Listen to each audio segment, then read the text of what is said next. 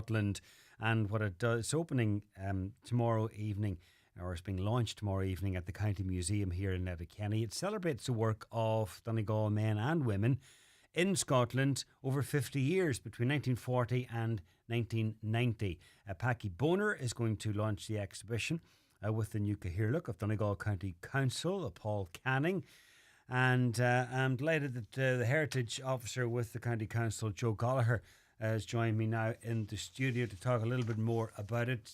Joe, big connection still is between here and Scotland, and it's evidenced from this exhibition in the volume of people who over the years went over there to work.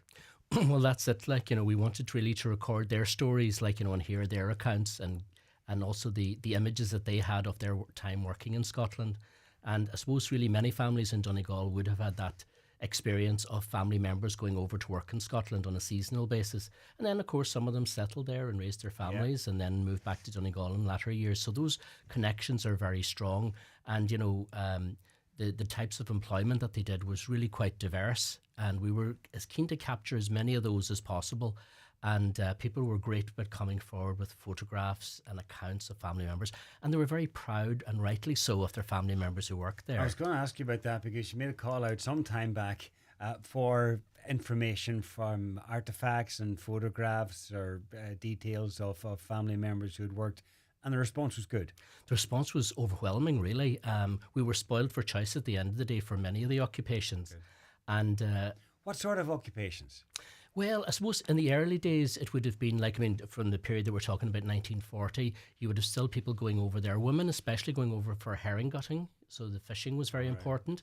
And they would very often go over to Scotland, start in the north of Scotland and follow the shoals of herring down. So they'd migrate as well as the season went on, as the herring went on. And then there was sort of people who went over, men and women went over tatty hawking as well, sort of gathering potatoes on the farms and farm work of all sorts.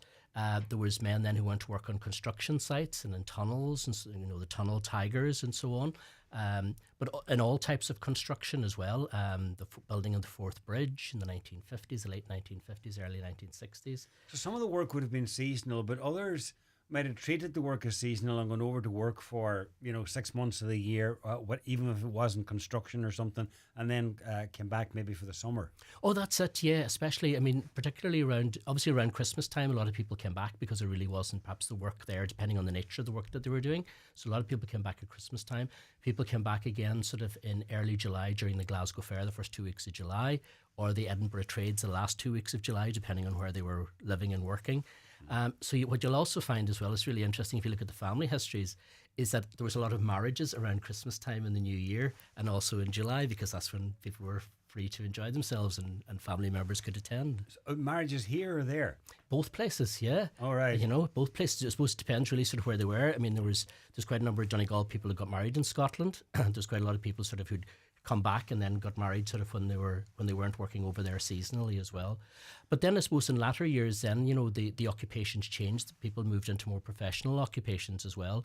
Nowadays you'll have a lot of young people going over there for university degrees and going into professions. So, it's come right through. And I suppose one of the reasons why we were keen to capture the stories between 1940 and 1990 is that it's still within living memory. But of course, from 1940 now, we're starting to lose those people who have first-hand accounts of those. So we're really keen to capture those.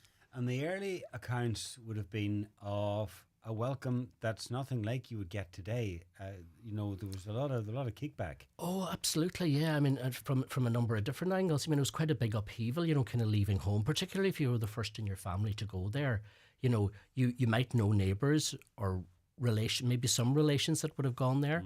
But, you were going into a kind of a new environment, a new society. Again, if Irish was your first language, you were going into a society where, Scots Gaelic or English was the first language. So again, there was a period of adjustment there.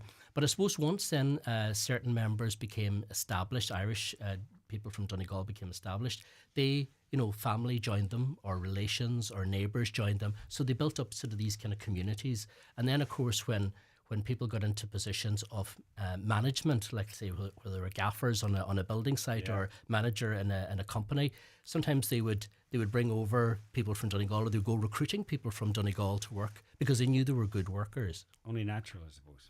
Yeah, and again, Donegal people had a very good reputation in terms of work. They weren't afraid of hard work, long days, and sort of in the early days. But then, of course, as time went on too, they were well qualified, they were enthusiastic, they really sort of settled well too with kind of, there was a lot of, because of the cultural links historically between Donegal and Scotland, even though it was a strange country, there were still a lot of things that were familiar as well. And of course, it wasn't a million miles away. And as time went on, whether it was on the Derry boat or whether it was on the buses, the Glasgow bus, or whether then it was sort of Carrickfinn to Glasgow in the airport. It just got easier to get there and back. Exactly, yeah. So those links were strengthened. Yeah.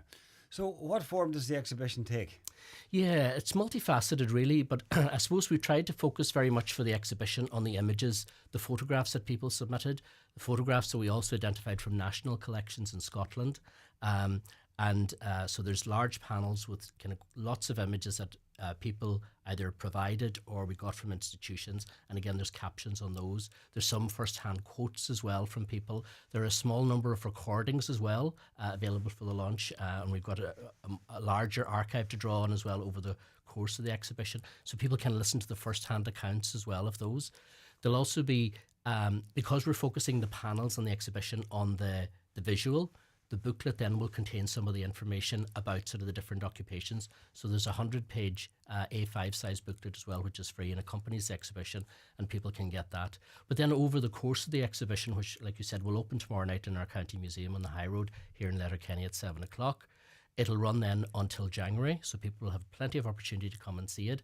But over the course of that time too, we'll have guest presentations, we'll have a panel discussion, there's a living history programme, there's a schools programme, there'll be a launch of another booklet as well over the course of the exhibition. So there's lots going on. So please, if you're interested in finding out more, contact the County Museum or the Heritage Office and we'll give you more of the details. Or pop in any day. Pop in any day you happen to be passing. It's free, it's open Monday to Friday and also on Saturday afternoon. So you've got no excuse really to find out more about it. Absolutely.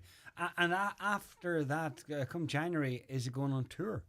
Well, actually, it's going on tour before that, because what we're doing actually now, once we get the exhibition launched here in the County Museum, we're actually developing a travelling version of the exhibition, which will hopefully open in Glasgow in September. We're talking to the Glasgow City Archives there, and they've been very helpful, and the Irish Consulate in Edinburgh too are very helpful with the arrangements, as is Glasgow City Council. And then that will run until the end of the year in Glasgow, because Glasgow's celebrating its 850th anniversary this year, and of course a lot of Donegal people settled in Glasgow. And then the plan is then in 2026 it'll go on to perhaps Edinburgh and Dundee, and if there's other locations in Scotland that people would like to see it there, we'll try and accommodate that as well. Okay, so the launch is tomorrow evening, 7 o'clock, and it's with Packy Boner and, as I mentioned, Councillor Paul Canning.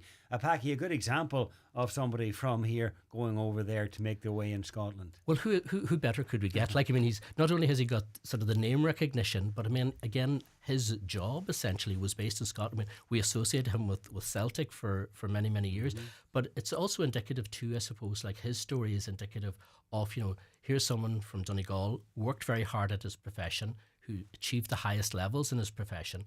And again, look at the contribution that he's making made to Scottish society, but also to back home in Donegal as well. And again, that's, I suppose, kind of reflective really of a lot of the people who went over there, between 1940 and 1990.